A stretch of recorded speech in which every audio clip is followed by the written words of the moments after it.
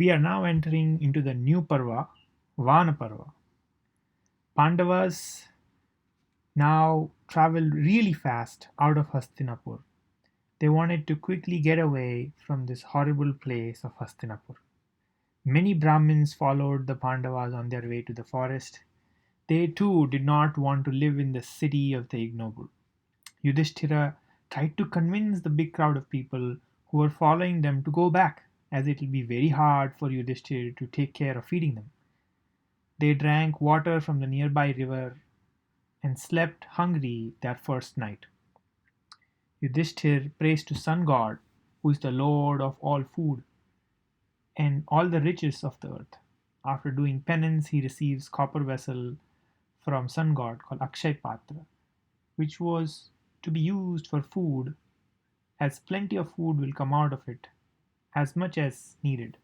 And as soon as Draupadi starts serving from it, and it will only stop when Draupadi has eaten. Yudhishthir received the vessel with lots of gratitude from Sun God. They now enter Kamyaka forest. Dhritarashtra was feeling terrible because of the unjust treatment he had given to the Pandavas. He asked Vidura to advise him. Vidura told him that the only way out was to give back the kingdom that Pandavas deserved and apologize for all that was done. The other option was to prepare for the death of all of his sons, as the Pandavas has vowed to kill them. Dhritarashtra got very angry with Vidura and asked him to leave the kingdom and follow the Pandavas if he was so fond of them. Vidura decides to join the Pandavas in the Kamyaka forest. Looking at Vidura come alone, Yudhishthir was confused as to why is he coming? Maybe another game of dice, or maybe a challenge for war? Vidura stayed, and after a few days passed, Dhritarashtra realized that he made a mistake by asking Vidura to go away, and sends Sanjaya to bring back Vidura and apologizes via Sanjaya. Vidura goes back to Hastinapur. Duryodhana gets worried that Vidura was asked to come back. He was worried now that Vidura will convince Dhritarashtra to give back the kingdom to the Pandavas. Shakuni quickly corrected Duryodhana and said not to worry, Yudhishthira will never give up being righteous. He will stay there in the forest for 12 years, and after that, one more year incognito.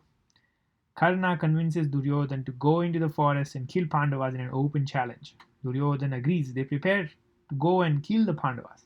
At the same time, Vyasa arrives and tells Dhritarashtra to stop the mad attempt that Duryodhana was about to do. And fighting with Pandavas at this point will be a terrible idea. At the same time, sage Maitreya visits Hastinapur after meeting with the Pandavas in the Kamyaka forest. He was shocked about the treatment that the Pandavas and the Draupadi received in the presence of Dhritarashtra and Bhishma. He tries to convince Duryodhana to atone his wrongdoings by giving back the kingdom and apologizing to the Pandavas right away. Duryodhana was not at all attentive to any of the advice, and at one point he even hit his thigh hard as a sign of frustration of having to listen to the advice of Maitreya.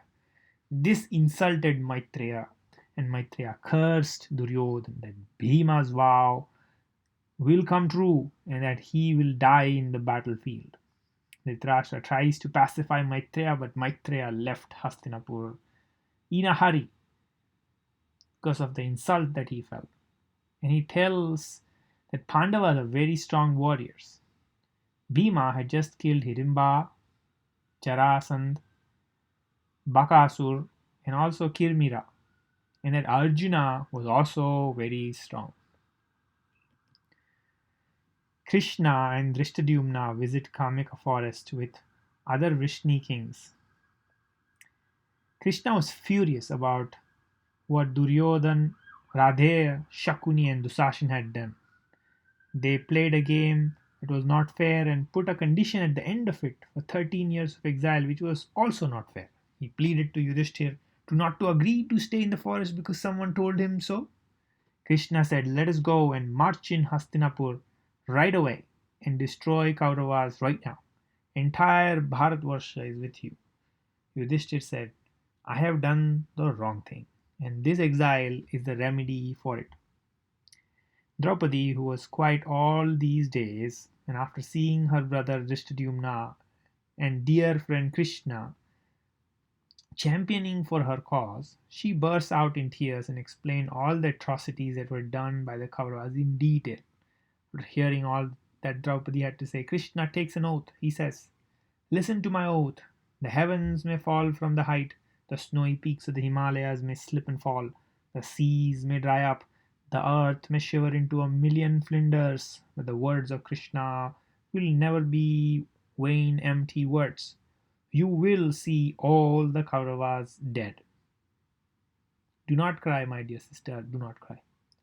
One last time, Krishna even tells you this: 13 days is equal to 13 years in some calculations.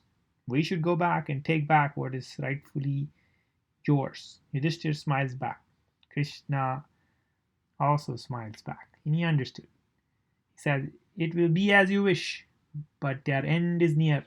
We will see you to be the king very soon. Krishna takes the leave and takes back with him Subhadra and Abhimanyu. Dhristadyumna takes back kids of Draupadi back with him to Panchal. Yudhishthir seeks for a forest where good rishis lived and where regular Vedanta discourses was going on. They moved to Dwaitavana forest. So they were at Kamyaka Vana forest, and then they moved westwards to Dwaitavana forest. This is Panchal, this is Kuru, this is the Yamuna river. They build an ashram and many rishis visit them and they have satsang together regularly in Dwaitavana. Yudhishthira loved it to be around those rishis and listen to Vedanta all day long. One day, Markandeya Rishi visits them. Markandeya Rishi is always 16 years old because of the boon given to him by Shankara. When he sat with them, he had a smile on his face. The Pandavas were intrigued by the smile. So far, everyone who had come there to visit the Pandavas felt a pity for Pandavas. Markandeya mentioned that Pandavas reminded them of Sri Ram, and that's why he was smiling. Sri Ram, who also went on exile to the forest and then returned to be the great king, who was remembered in the memory forever. At this point, the loss of kingdom did not feel like a big deal to Yudhishthir after hearing these words. And also, the company of the rishis was just blissful for Yudhishthir. But not at the same time. The rest of the Pandavas and Draupadi were feeling 100% opposite. They were totally not okay living in Dwaitavana. They were frustrated. Arjuna was torn because he respected feelings of both of his elder brothers. One, Yudhishthir, was on the side of Dharma, and one, Bhima, was on the side of revenge. Now Draupadi tries to stimulate Yudhishthir by telling him how bad of a situation that everyone is in. Yudhishthir was not at all worried at all about the troubles. He seemed to be blissful. And then he was not at all worried about the trouble that had visited the Pandavas. Both Draupadi and Bhima asked him to fight and wage a war right now. He was having a blissful time in Dwaitavana. Yudhishthir's patience was something that was bothering Draupadi the most. Remember, Yudhishthir is the son of Dharma, and Draupadi is the daughter of fire. Yudhishthir tells them that their anger was justified, but the time was not right for them to sway away from their promise. And at the end of the 13 years, if Duryodhana does not give back the kingdom, then they will fight. They will have a war. Right after this discussion, sage Vyasa visits them. He confirms that the time is not right for them to wage a war right now. They will most likely lose it if they fight the war right now, especially when Dharma was not on their side. But if they fight the war when Dharma is on their side, then they will win. Remember, Drona, Bhishma, Radheya, all of them are the disciples of Parshurama. They have all the divine vessels and they're all weapons, and they were all on the sides of the Kauravas. He says the war is inevitable, but if you fight right now, you will lose it. And so Arjuna needs to go to Indraloka, head up north,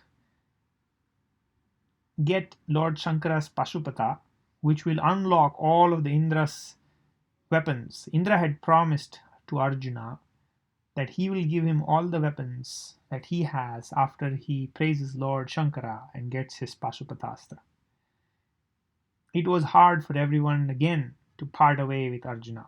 At this time, the second time when Arjuna was going to part away. But 6 years had already passed in exile by this time. They decided to go back to Kamyaka forest to get some change based on advice of Vyasa. There are lots of insights in this story. So if you're doing good, people will follow you without you having to tell them. See, Yudhisthira was going to go with all the Pandavas and they were going to suffer. But then still people were ready to join them, suffer with them, because they knew they are good people. So being good and doing good is most important. Prayers are answered and every problem has a solution, always. Remember, they got the Akshay Patra, the vessel. So if you pray, you will have your prayers answered. You will not feel good after you have done something bad. It stays as a curse.